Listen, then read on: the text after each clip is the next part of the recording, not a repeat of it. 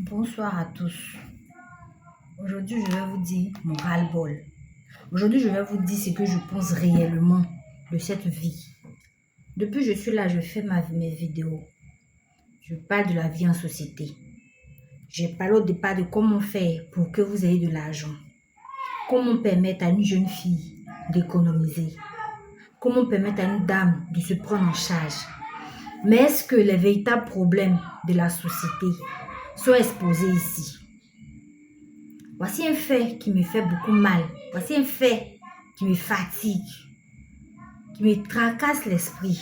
Franchement, s'il y a une loi que nous devons voter ici sur cette terre, surtout dans cette ville où j'habite, qui est Yamsoko, s'il y a une loi qu'il faut qu'on vote, je vais vous dire, c'est contre les chauffeurs de taxi, contre ces chauffeurs qui font les accidents n'importe comment. Je ne sais pas, le pauvre monsieur, pas qu'il est pauvre, mais le monsieur, le père fondateur de la Côte d'Ivoire, le père fondateur de la Côte d'Ivoire, a eu la brillante idée de faciliter le trafic terrestre en faisant les grandes voies. Le monsieur, dans sa vision, il a prévu que en faisant ainsi les voies grandes comme ça là, ça allait éviter beaucoup de choses. Ça allait éviter les accidents. Je suis sûre que ça, c'était le projet du monsieur. Ça allait éviter les embouteillages si jamais un jour, Yamsoko devenait une grande ville. Yamsoko devenait une grande ville comme Abidjan. Ça allait éviter beaucoup de choses. Mais tort est de constater que par jour, il n'y a pas un seul jour, il n'y a pas accident à Yamsoko. Il n'y a pas un seul jour. Il n'y a pas accident à Yamsoko. Franchement, j'exprime aujourd'hui mon ras-le-bol. J'exprime aujourd'hui mon mécontentement. J'exprime aujourd'hui la négligence des autorités sur cette affaire.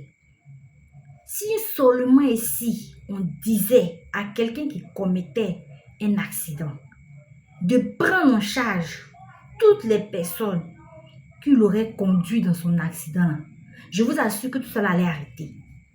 Toi qui es victime d'un accident de la route, que tu aies fait exprès ou pas, parce que c'est ce que vous allez dire, que tu aies fait exprès ou pas, on te retire ton permis de conduire. Et si toi-même tu es mort sur le champ, on va chercher ta famille. Et si tu es un chauffeur de taxi et que ce taxi-là appartient à une autre personne, appartient à une entreprise, tu ne vas plus travailler. Tu ne vas plus avoir ton permis de conduire. Tu seras en train de labourer les champs. Tu vas aller faire l'agriculture. Actuellement, on dit le pays repose sur l'agriculture, mais combien de personnes vont faire champ? C'est pour fuir champ, vous venez apprendre à conduire. Vous êtes chauffeur de taxi, vous êtes chauffeur de robot, vous êtes chauffeur de baka, vous êtes chauffeur de bus, vous êtes chauffeur personnel, vous êtes chauffeur d'engin. C'est pour fuir les champs. Celui qui commet un accident, en tout cas s'il y avait une loi qu'il faut voter sur ce cas-là, je crois que c'est celle-là quoi. Tu commets un accident, on te retire ton permis de conduire. Tous ceux que tu as pu blesser, tous ceux qui, à cause de ta négligence, ont perdu la vie, sont à l'hôpital. Tu prends en charge les frais d'hospitalisation. S'ils sont décédés, tu prends en charge les funérailles. Tu prends en charge tout ce qui va les concerner. Oui. Et puis tu ne vas plus conduire de toute ta vie. Tu ne vas plus rouler un seul engin, même vélo même. Vous avez fait attention, même vélo, mais vous n'allez plus conduire. Parce que trop, c'est trop. Vous faites ça, vous commettez les accidents. Et c'est les pauvres familles assises dans les maisons. Non seulement ils sont en deuil, ils souffrent d'avoir perdu leurs proches et ils vont venir encore dépenser. Un truc même à laquelle ils ne s'attendaient pas. Ils vont venir dépenser. Ils vont se casser la tête partout pour pouvoir retirer les corps des hôpitaux. Pendant que toi, l'inconscient, toi, comment dire, le chauffard, tu es assis quelque part, ils sont en train de te poser des simples questions, constat. comment ça s'est passé. Ils vont te faire signer des papiers, puis c'est fini. Ils vont mettre accident de voiture dans le casier judiciaire.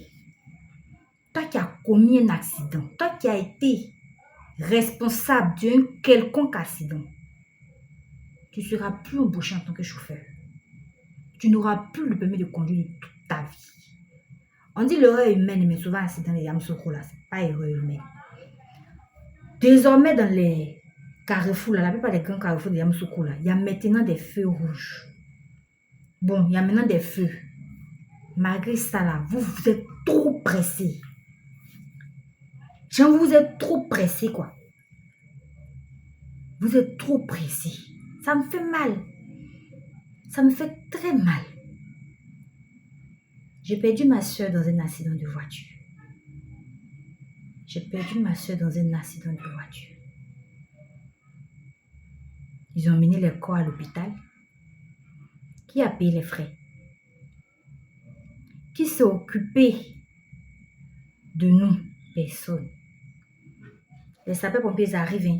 Ils prennent le corps, ils prennent la personne blessée, souffrant dans sa situation, on l'amène à l'hôpital. Arrivé à l'hôpital, on pose la question. Tu connais le numéro d'un parent? Est-ce que tu as une pièce sur toi? Le pauvre parent, il a 6 cheveux à la maison. Ils vont l'appeler. Allô? Votre parent est victime d'accident. Et quand tu arrives, ils vont faire les premiers soins. C'est même pas gratuit. Hein. Tes parents n'ont qu'à venir, ils vont prendre en charge. Pendant que l'inconscient, la personne victime de cet accident, il est là, on l'a pris, ils sont allés le déposer quelque part. Constat, on finit de faire constat, il prend sa route. Tranquille, c'est foutaise. Trop, c'est trop. Ces personnes doivent être jugées. On doit leur retirer le permis de conduire. On doit signifier dans leur casier judiciaire que ces personnes-là sont des chauffards responsables d'un accident de la circulation. Un quelconque individu qui les embauche en tant que chauffeur, conducteur, sera lui aussi mis aux arrêts. Parce que vous n'avez pas encore compris que c'est la vie des gens. C'est la vie des gens. Vous n'avez pas encore compris que c'est la vie des gens. Vous faites du mal à des familles. Vous faites du mal à des familles. Souvent même on a tellement mal, on s'est dit non, on ne va pas laisser l'affaire là comme ça. On prend l'affaire, on envoie la justice, ça traîne, soit des assurances. Aucune assurance ne viendra vous aider à résoudre le problème dans lequel ils vous ont mis. Aucune assurance. Depuis combien d'années maintenant? L'accident de ma soeur, j'en parle parce que trop c'est trop. Depuis que je suis dans cette ville-là, il n'y a pas un jour où tu ne vas pas entendre qu'il y a eu accident de voiture. Et la plupart des cas avec les tassimètres. La plupart des cas, oui, il y avait les tassimètres, surtout avec cette rentrée-là. Plusieurs enfants perdent la vie. À chaque carrefour, il y a un accident. Mais qu'est-ce qui n'a pas marché? Qu'est-ce qui n'a pas marché? Le monsieur qui est là-bas dans sa tombe, vous croyez qu'il est heureux de voir ça?